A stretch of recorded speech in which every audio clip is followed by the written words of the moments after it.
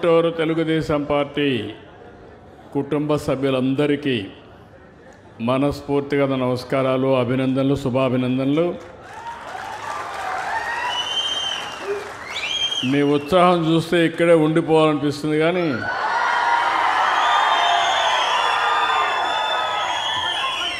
ఐదు గంటలకు బయలుదేరాలి. మళ్ళీ పోయేసి మీటింగ్లు కూడా ఉన్నాయి.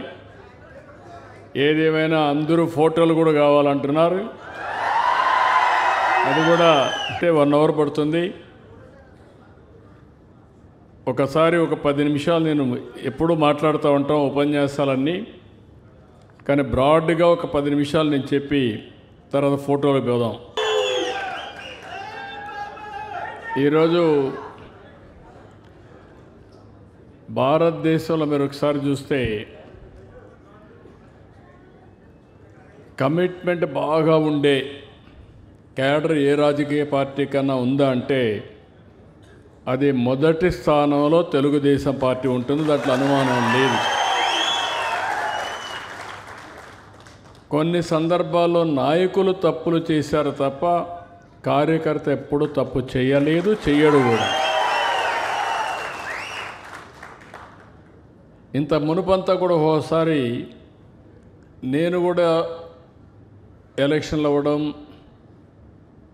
ఏదో చేసేయాలి, రాష్ట్రానికి అన్యాయం జరిగిపోయిందని పరిగెత్తు మిమ్మల్ని సరిగా పలకరించకపోవడం, దాంతో మీరు కూడా మా నాయకుడు పట్టించుకోలేదు కాబట్టి బయట పోలేరు కానీ అలక మాత్రం పోతారు అనేక సందర్భాల్లో. ఇంకా మీరు అలిగే పరిస్థితి రాకూడదు.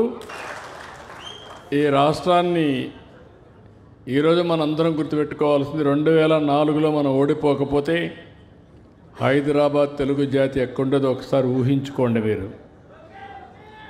2019లో మనం ఓడిపోకపోయి ఉంటే జరిగిన నష్టాన్ని ఈ పార్టీకి ఏ విధంగా పూడ్చేవాడో మనం గుర్తుపెట్టుకోవాలి. మనం అంతా కష్టపడడం, నిర్మాణం చేయడం, మళ్ళీ ఇదంతా కూడా అన్నీ చేసిన తర్వాత ఇంకొకరు రావడం, మళ్ళీ పతనావస్థ తీసుకెళ్ళడం, మళ్ళీ మన పని అంతా కూడా మళ్ళీ కరెక్ట్ చేయడానికే సరిపోతూ ఉంది. ఇంకా కరెక్షన్స్ లేదు. నిరంతరం ముందుకు తీసేపోయే కార్యక్రమానికి మనందరం శ్రీకారం చుట్టాల్సిన అవసరం ఉంది, బాధ్యత ఉంది. రెండోది ఆర్గనైజేషన్. ఏ పార్టీకి లేనటువంటి ఆర్గనైజేషన్ మనకుంది. ఇటీవల క్యూబ్స్ కూడా తీసుకొచ్చాం. కార్యకర్తలంతా ట్రైనింగ్ అయ్యారు, చాలా పర్ఫెక్ట్గా ఉంటారు. ఇటీవల క్యూబ్స్ కూడా తీసుకొచ్చి ఎన్నికల్లో దాన్ని ఏ విధంగా ముందుకు తీసుకుపోవాలనో నెక్స్ట్ జరిగే ఎన్నికలకు ఇప్పటి నుంచే పని చేసుకోవడం. ఎన్నికలప్పుడే పనిచేస్తే లాభం లేదు, ఇప్పటి నుంచే పని చేయాలి. ఇప్పుడు మీరు అందరూ ఉన్నారు. ఎన్నికల ముందు నేను కొన్ని క్యాంపెయిన్స్ మీకు చెప్పాను.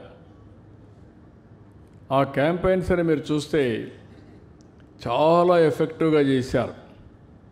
సూపర్ 6 ఇంటింటికి తీసుకుపోమంటే ఈరోజు ప్రతి ఒక్కరిలో చైతన్యం తీసుకొచ్చింది ఇక్కడుండే నాయకత్వమే. దాంట్లో ఏమాత్రం అనుమానం లేదు. అదే సమయంలో సంక్షేమ కార్యక్రమాలు, అభివృద్ధి కార్యక్రమాలు, సుపరిపాలన ఏం చెప్పాలన్నీ చెప్పాం. మీరు అవన్నీ తీసుకుపోయి చెప్పారు. ఇప్పుడు ఇక్కడికి వచ్చినప్పుడు మళ్ళీ పొలిటికల్ గవర్నెన్స్ అని నేను మాట్లాడుతున్నాను. ఎన్నికల్లో మీరు హామీలు ఇచ్చారు, నేను మీకు చెప్పాను, ఎలక్షన్ మేనిఫెస్టో ఇచ్చాం. ఇప్పుడు ఆ హామీల్ని నెరవేర్చే సందర్భంలో మళ్ళీ మీరే ముందుండాలి. ఈరోజు పెన్షన్ ఇస్తున్నాం. నేను ప్రతి ఒక్క నెల మొదటి తారీఖున పేదల సేవలో పెట్టాను.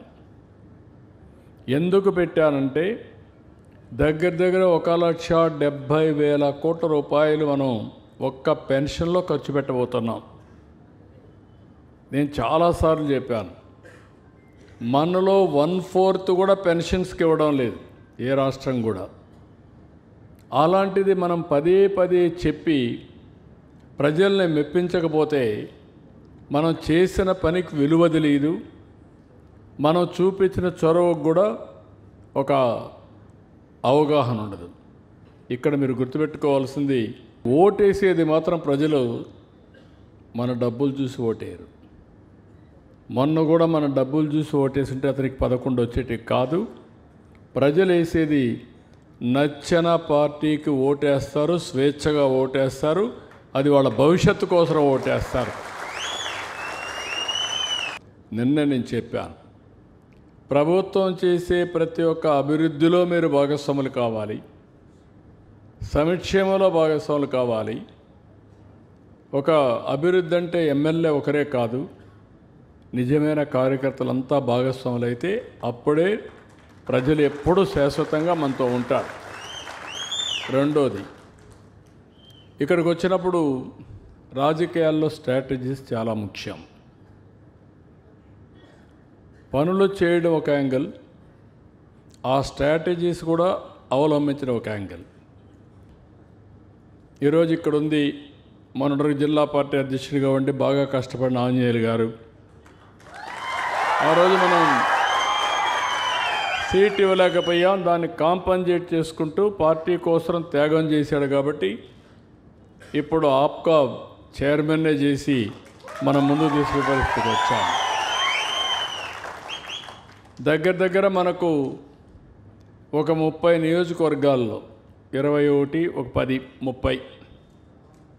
31 నియోజకవర్గాల్లో మన అభ్యర్థులు లేరు. ఈ 31 నియోజకవర్గాల్లో ఇన్ఛార్జీలు పెట్టుకొని వాళ్ళ ద్వారా మీకు పనులు చేయడానికి, వాళ్ళకు కూడా శక్తినివ్వడానికి ఎక్కడెక్కడ అకామిడేట్ చేస్తున్నాం. రెండోది, కొన్ని నియోజకవర్గాల్లో జనసేన ఉన్నప్పుడు, మనం ఇక్కడ అధికారం లేనప్పుడు వాళ్ళుంటే మన వాళ్ళు మనం కాపాడుకోవడం. వాళ్ళు ఎమ్మెల్యేలుగా లేకుండా కొంతమంది కార్యకర్తలు ఉంటే ఆ జనాభా దామాషా ప్రకారం, వాళ్ళ పాపులారిటీ ప్రకారం బ్యాలెన్స్ చేయడం. ఎందుకు ఈ ఎక్సర్సైజ్ చేస్తున్నామంటే, మొన్న జరిగిన ఎలక్షన్లో ఓట్లు వచ్చాయి, మనకు 57% వచ్చాయి.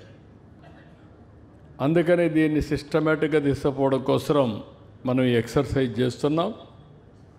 ఇంకొక పక్క నేను మిమ్మల్ని అందరినీ కోరుతున్నా, ఒక పక్క అధికార యంత్రాంగంలో భాగస్వాములు చేయడానికి ఏమేం చేయాలో అవన్నీ చేస్తూనే, ఇంకొక పక్క నేను శాశ్వతంగా కూడా ఆలోచించేది, ఇప్పుడు ఉదాహరణకు ఒక ఎగ్జాంపుల్, ఒకప్పుడు నేను ఒక ఫ్యామిలీకి ఒక ఐటీ ప్రొఫెషనల్ ఉండాలని చెప్పాను. దాంతో జనరల్ పబ్లిక్ బాగా చదివించారు, మనవాళ్ళు కూడా బాగా చదివించారు. కంపేర్ టు జనరల్ పబ్లిక్ మనవాళ్ళు కొంచెం ఎక్కువ చదివించారు. దాంతో హైయెస్ట్ పర్ క్యాపిటా ఇన్కమ్ ప్రపంచం అంతా ఎవరంటే చిరునామాగా తెలుగు వాళ్ళు తయారయ్యారు. అందులో మన పార్టీ పరపతి పెరిగింది, మన వాళ్ళు ఎక్కువ వచ్చే అవకాశం వచ్చింది. ఇప్పుడు నేను చెప్పేది 1 ఫ్యామిలీ 1 ఆంటర్‌ప్రెన్యూర్. అనేక మార్గాలు, మీలో కూడా ఒక ఆలోచన విధానం మారాలి. ఎవరైనా యంగ్స్టర్స్ ఉంటే, మీరు ఒరిజినల్గా అందరం కూడా పారిశ్రామికవేత్తలుగా పుట్టాం. పారిశ్రామికవేత్తలు శాశ్వతంగా కూడా ఉండరు.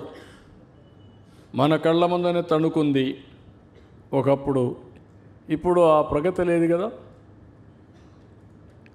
అట్లా ఒక్కొక్క జనరేషన్లో కొంతమంది ఆ డైరెక్షన్లోకి వస్తే ఆకాశమే అద్దుగా ముందుకు పోయే అవకాశాలు వస్తూ ఉంటాయి.